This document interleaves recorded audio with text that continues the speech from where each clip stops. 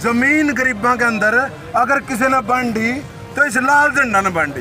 बलात्कारियों की सरकारें मुर्दाबाद, खिलाड़ियों का शोषण करने वाली सरकारें मुर्दाबाद। अरे 2 पीजीआई हैं, एक रोहतक में एक कानपुर में। केरल में 30 पीजीआई हैं।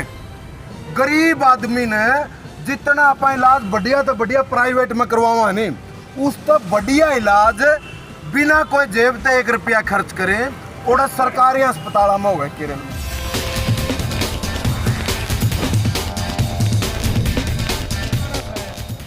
और पूरी की पूरी एक नारा दिया था इनने, बोले बेटी बचाओ और बेटी पढ़ाओ। ये जो भी नारा दे में है, जो भी बात कर रहे हैं, जिसकी भी बात कर रहे हैं, नू समझ लो उसे की शैतान वाली है। जब उनने कहा बेटी बचाओ और बेटी पढ़ाओ तो यू नारा नहीं, एक तरिया की चेतावनी थी लोगों तक, भाई मारते तारी बेटी ने बचा लो जो बचती हो जे, और जो हिम्मत है तो पढ़ा के दिखाओ। सारे स्कूल तो बंद कर दिए आसपास के, बस छोरिया ने बाहर पढ़ने खातर भेज दे तो बड़ी दिक्कत आवा है। तो बस दम है तो बेटी ने पढ़ा लो, और जो दम है नहीं तो बेटी ने बचा लो। पहली बार देखा 8 साल की एक छोरी आसिफा, उसका रेप होया। अपने तो समाज में कहावत है, बस छोरी तो जो है बेटी तो सभी के बराबर हुए हैं। यह सरकार इसी है जिसने उस 8 साल की छोरी का भी धर्म देखा, उसकी धर्म की पहचान करी और तिरंगा यात्रा निकाली उन अपराधियों के पक्ष में, जिसने 8 साल की छोरी के साथ में बलात्कार करा, रेप करा, कत्ल करा, उसके पक्ष में उन्हें हत्यारा ने बचाने खातर तिरंगा यात्रा निकाली। फिर ये कुलदीप सेंगर वाला मामला अपन ने देखा, एक छोरी के साथ में बीजेपी का बड़ा नेता कुलदीप सेंगर, उसने बलात्कार करा और उस छोरी के परिवार के लोग, उसके चाचा और भी, उसने एक्सीडेंट करवा दिए, मरवा दिए। उसके बाद में यू मनीष साला तो जो हाथरस वाला हत्याकांड, यू तो बड़ा चर्चा में, पूरा देश में चर्चा में आया था।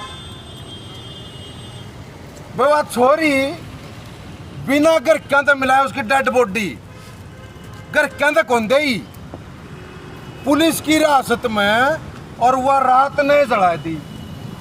ये इसे कांड जो अपन कदे सोचे भी नहीं थे, वो बीजेपी का राज में होने नहीं लग रहे, बल्कि करने वाले जो हैं वो ज्यादातर बीजेपी के लोग हैं। इसलिए जो वातावरण है इस सरकार के अंदर, वो चैलेंज इब दूसरी तरह का है।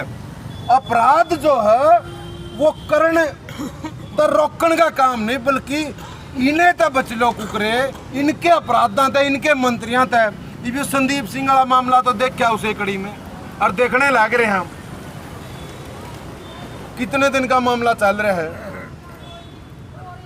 ये लगे सुनते आ कर दे भाई कोई मंत्री पे आरोप लग गया, छेड़खानी चीज आरोप लग गया, तो नू सुनते आ कर दे मुख्यमंत्री नू कहा करदा भाई दूध का दूध और पानी का पानी करांगे, पूरी जांच करवावांगे, कम से कम करवान दे ना करवान दे न्यारी बात थे, लेकिन कया तो कर दे। ये तो जो कोई जांच होने था पहले ही मुख्यमंत्री ने 3 बार बयान दिए, बोले अनर्गल आरोप है, झूठे आरोप है, फिर भाई जांच कराने की जरूरत क्या है? फिर जांच तो कर दी तूने, पर तेरी जांच एजेंसियां का तो कम से कम मान सम्मान रख ले। जिसने जांच करके बताना है सच्चे हैं कि झूठे हैं। और विधानसभा में नू कहा जब उसका इस्तीफा की मांग आई, भाई वो कम से कम इसने कैबिनेट से तो बाहर कर दो, तो किसी जांच होने देगा? मंत्री अपने खिलाफ का जांच होने देगा? तो कम से कम भाई ठीक ठाक जांच हो, जिसका कोई माड़ा मोटा लोगों ने भरोसा मिल जाए। तो इतनी जब तक जांच नहीं होती तब तक कैबिनेट तो बाहर करो, इसका इस्तीफा ले। और मुख्यमंत्री ने कहा इस्तीफा जमान मेज पे पीट के 3 बार रुक्का मार के ले बोल रहा है बेशर्मी के साथ। नु का नहीं लेंगे नहीं लेंगे नहीं लेंगे। यो बेशर्मी का जो लेवल है इस सरकार का वो न्यारा है, वो नेक्स्ट लेवल है बेशर्मी का। जो ये करने लग रहे हैं, जो ये सरकार के लोग कर सके, वो सोच भी नहीं सकते। पहला भी देखे, अपराध सुने, चर्चाएं सुनी, लेकिन जो अपराधियों का गला, अपराधियों का पक्ष में तिरंगा यात्रा जो है वो यहीं काट सके हैं। अपराधियों के पक्ष में छाती ठोक के खड़े जो है वो यहीं हो सके हैं। और कौन सा तबका, ऐसा कौन सा तबका नहीं है जिसका मरोड़ी नहीं लाई। एक तबका है वैसे, वो है बड़ा कॉरपोरेट, जिसका चर्चा अपना कॉमरेड कपूर कर रहा था, अडानी। ये देख लो भी, अडानी ने 2014 से पहला किसी ने नाम भी नहीं सुना था, और 14 के बाद में उसका न्यारा किसी का नाम नहीं सुन रहे। छोटा हा बनिया होया करता गुजरात में, मोदी ने धनुआ ने सेटिंग करके न उसने रुपये दिए, और मोदी जीत के आया तो उसने उससे सहूलियत दी। वो बड़ा मुख्यमंत्री बन गया गुजरात का, और वो गुजरात का बड़ा पूंजीपति बन गया। फिर वो सिलसिला चलता रहा। 2014 में 609वां नंबर पर था। 609वां नंबर, दुनिया के जो बड़े बड़े पूंजीपति हैं, अडानी 609वां नंबर पर पहुंच गया। ये अपने प्रधानमंत्री की गद्दी ठहकी मोदी ने, रुपये जो है वो गगाट खोले रखे अडानी ने। दूसरा नंबर पर, दुनिया में दूसरा नंबर पर पहुंच गया अडानी, सिर्फ 8 साल में। कमाल नहीं है, 8 साल में 609वां नंबर पर दूसरा नंबर पर सीधी डांक है। और नु का यह तो उसकी बिजनेस कुशलता है।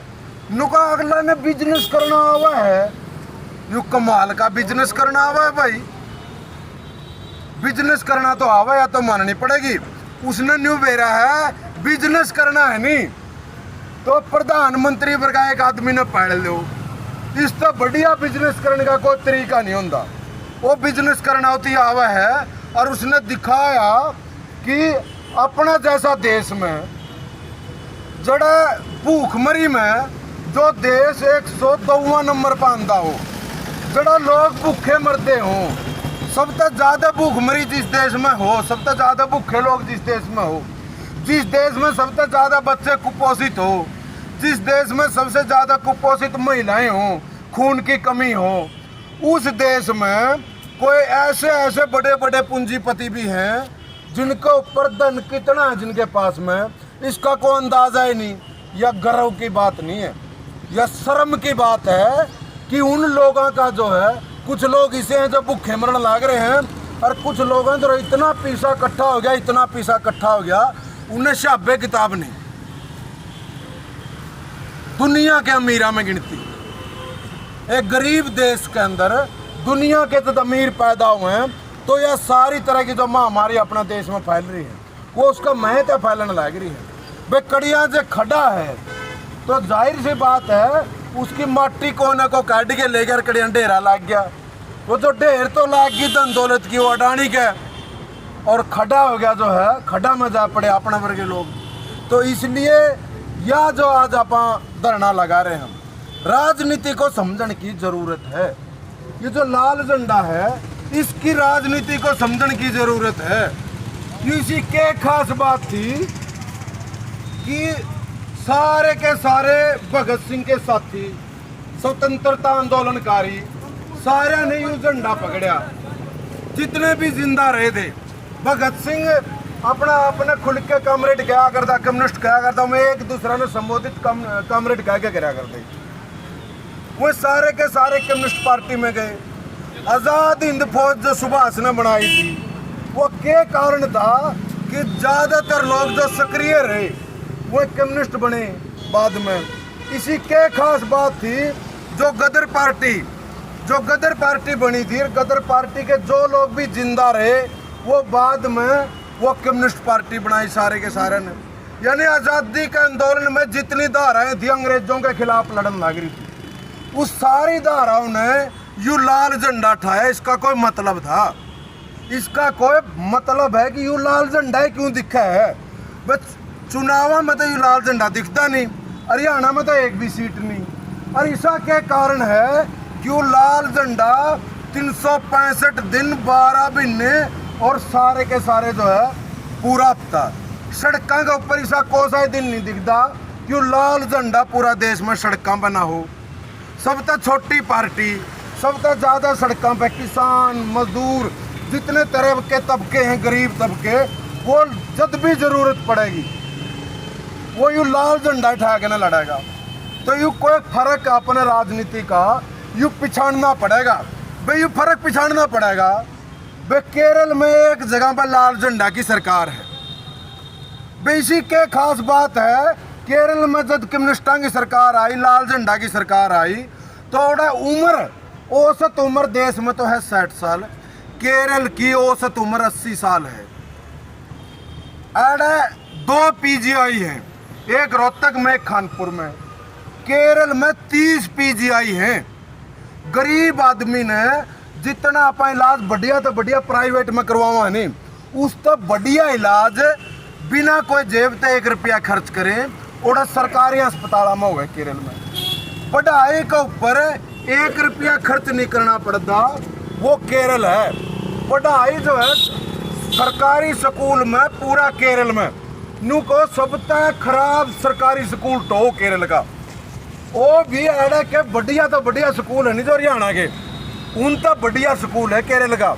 इसलिए सबसे ज़्यादा एजुकेशन रेट वो केरल का है। यू राजनीति का जो फर्क नहीं समझ में आवेगा नहीं अपने, इतने फिर या जिंदाबाद मुर्दाबाद तो आप करते रहेंगे। यू राजनीति का फर्क मानव सूचकांक में केरल पहला नंबर के ऊपर है। बैठ जा बुगलिया से, आज आज इसी के खास बात है कि जो मानव सूचकांक है उसमें केरल लंबा टाइम तक पहला नंबर पे है। और मानव सूचकांक तो कम्युनिस्ट तो बनाते नहीं होंगे, वो तो सारे बड़े कॉरपोरेट ही बना के देवे मानव सूचकांक है, लेकिन लंबा टाइम तक केरल पहला नंबर पे है। यानी जनता को सुविधाएं जितनी भी दी जा रही हैं, जो केरल में दी जा रही हैं, अपने हिंदुस्तान में वह कल्पना नहीं करी जा सकती। अगर केरल का स्टैंडर्ड में अपना है नहीं तो यूरोप तक मापना पड़ेगा। यूरोप के जो विकसित राज्य हैं उनके बराबर की सुविधाएं भारत जैसा देश में यू लाल झंडा देने लग रहे हैं। यह राजनीति अपने पिछाड़नी पड़ेगी कि जड़ा यू लाल झंडा जावा है।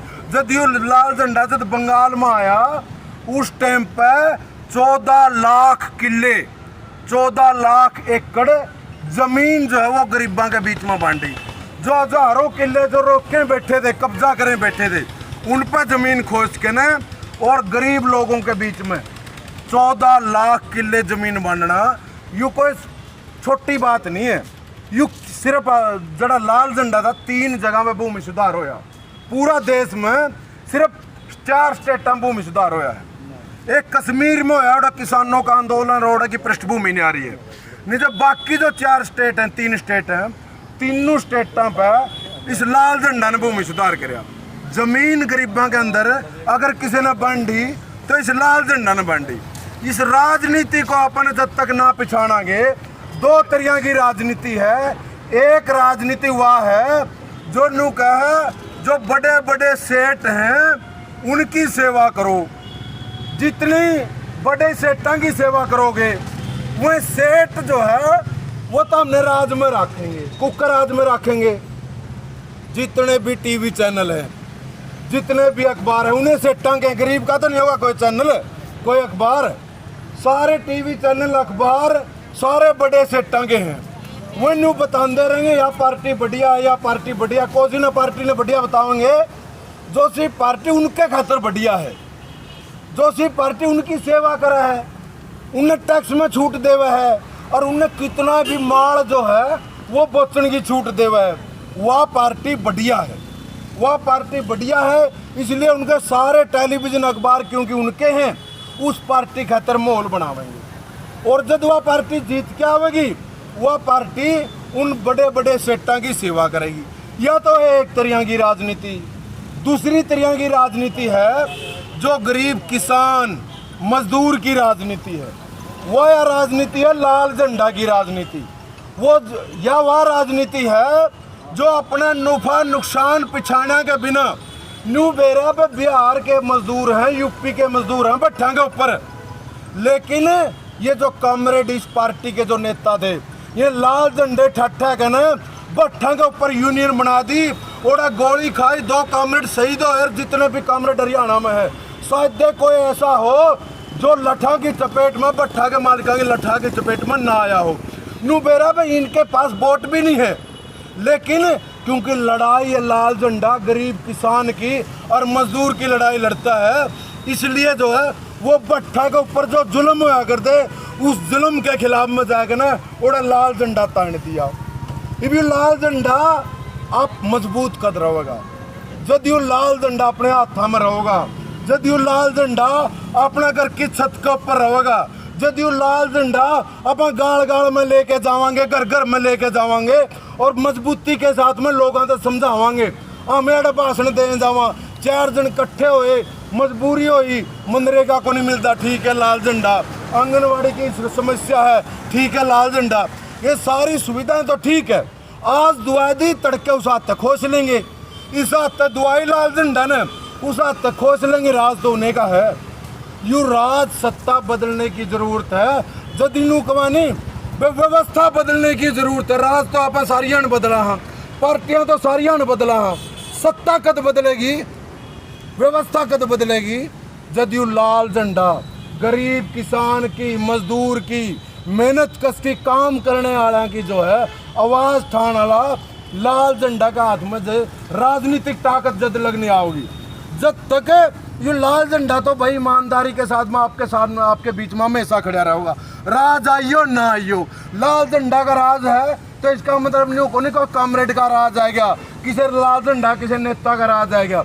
लाल झंडा का राज का मतलब है जनता का राज आ गया, जनता का राज का मतलब है लाल झंडा। इसलिए ये लाल झंडा जो है अपन खुद लेके जाना पड़ेगा, कदे टेलीविजन अखबार कदे इस लाल झंडा ने लेके नहीं जावे, या शुरुआत करनी पड़ेगी, यो अपन प्रतिष्ठा लेनी पड़ेगी, अपन पूरा संकल्पबद्ध हो के न इस लाल झंडे के खिलाफ।